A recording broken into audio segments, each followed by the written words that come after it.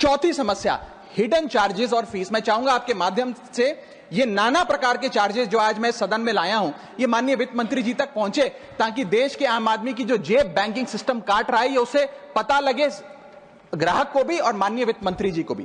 पहला, minimum balance penalty. यदि आप न्यूनतम बैलेंस नहीं रखते हैं तो 100 से 600 रुपए प्रति माह बैंक आपका काट लेता है। इस चार्ज को लगाने के बाद बैंकों ने वित्तीय वर्ष 22-23 में 3500 करोड़ रुपए मिनिमम बैलेंस पेनल्टी के नाम से लोगों से वसूले हैं मैडम।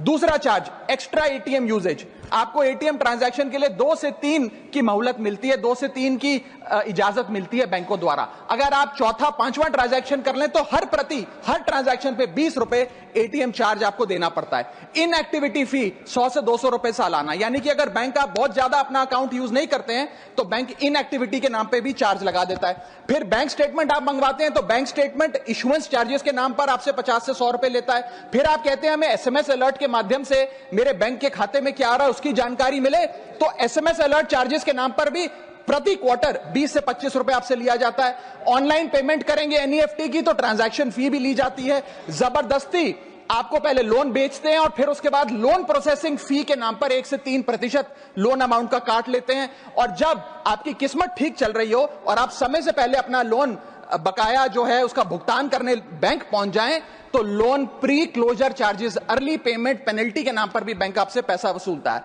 साधारण सा सिग्नेचर बदलवाना हो, नॉमिनी की डिटेल्स बदलवानी हो, उस चेंज पर भी 200 रुपए प्रति ट्रांजैक्शन के नाम पे बैंक आपसे पैसा वसूलता है। और डिमांड ड्राफ्ट पे ऑर्डर बनाने जाएं तो 100 से 200 रुपए प्रति डिमांड ड्राफ्ट आपसे पैसा वसूलता ही वसूलता है। यानी कि कस्टमर्स की जेब काटी जा रही है और कस्टमर्स को पता भी नहीं लगता कि कितना पैसा बैंक इन नाना प्रकार के चार्जेस के चलते आम आदमी से वसूल रहा है।